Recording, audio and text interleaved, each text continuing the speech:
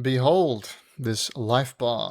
3 systems just coordinated. A floating damage number system, a death handler, and a life bar itself. But none of them know about each other. How is that possible? Well, it's possible with an event system. So let's have a look at that. You might, on your first approach, write something like this. Take damage, decrease some life value, then spawn floating text, start the life bar easing to make the animation play some kind of sound effect, shake the screen, and then if the life is less than or equal to 0, call some die function. Now the problem with this is that this function now becomes responsible for calling all of these things in the right order and has to know about all of these things. Now imagine you want to spawn some loot or something. When something dies, inside this die function you might check what kind of thing just died, what kind of loot they have, and all that kind of stuff. So you got to keep all these checks in these functions, and then every entity that takes damage is going to check all of these things. There's also the potential for a re-entrancy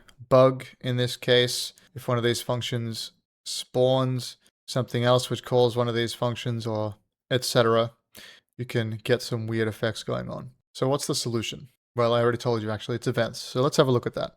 I actually prefer to start with the usage code when discussing any implementation. So here's our usage code here. We've got this simple program. That's the one you just saw. We open in a window, load a font, initialize the easing pool, initialize the floating text system, and then we call event bus init. This is what we actually want to talk about in this video, our event bus. We pass in a pointer to our event bus, which is this type, which I'll show you in a second. We subscribe to some kind of events here, damage received, and then we supply a callback function. So in this case, on damage received, which is just down here. This is what's going to actually be called when a damage received event is emitted. And then subscribe to died, on died, same pattern. This is our game frame, which we update. Now you can see when we press the spacebar, if we have life above 0, we randomly damage the life bar by posting this damage received event here. We use this emit function here. Then we call flush, which is going to go through all of the events that we have emitted and then flush them and call any callbacks that need to be called. This stuff is just updating our other systems. This is drawing, so we're not going to go into that. Down here you can see we've got our on damage received event. Here it is, and you can see we've got this particular payload type, and I'll go over these in a second. But basically there's some data that's attached to the event, and in this case it's just an amount of damage, which is what we stored here. And we can do something with that. In this case we're just decreasing that health bar, and we're also spawning floating text inside the event callback here. And then what we're doing down here is we're checking if the life goes below 0, killing below. We're going to post that the thing died, and also if it's killing blow that takes 25% or more of max life, then it's an overkill. This is just a little extra feature. I think we got an overkill in that first one, but let's just do it again. Bam, there we go. Okay, let's move on to on died, another event callback, using this pattern here where we unwrap the type with the payload. In this case, all we do is log that something died and then say whether there was an overkill. But we could, if we had an XP system, we could award some XP based on whatever we pass into this event. So this is how simple it is to wire another system in to what we have here. Now let's look at the actual implementation. All right, so here's our struct. It's an event bus. It's got a queue, which is our event queue. So events, when we emit them, are going to be stored in this queue. You can see it's right here.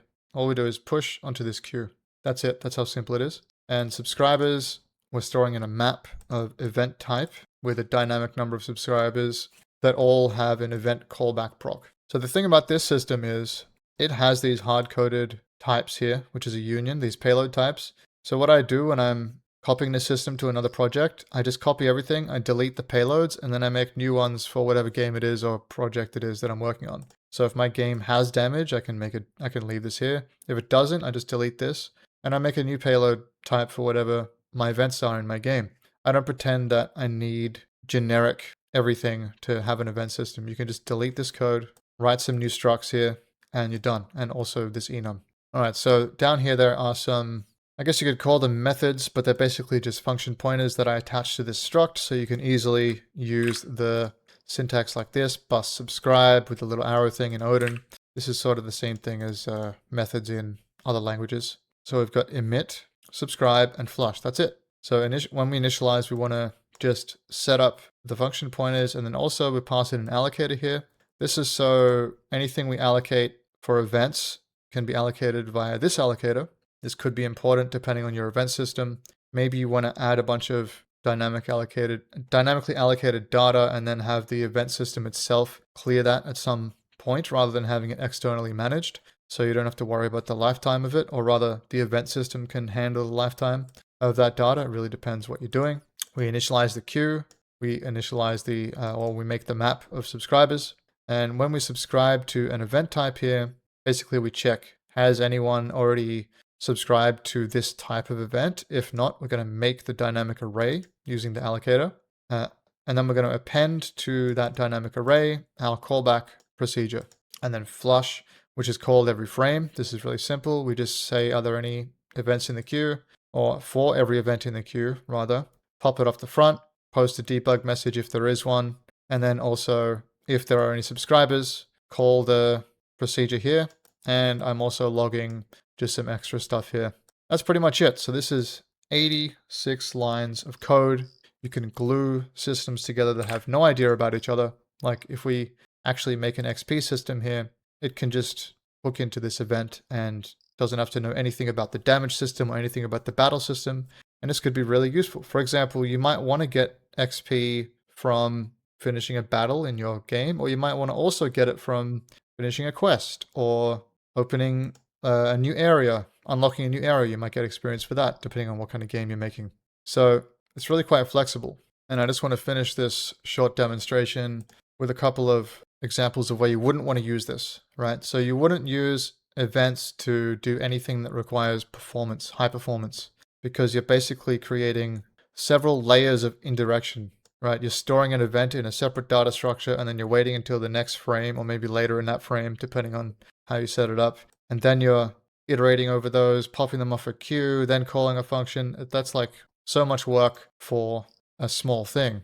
The benefit, of course, is that a lot of things can look at the events. A lot of different systems can look at the same event and do different things based on that.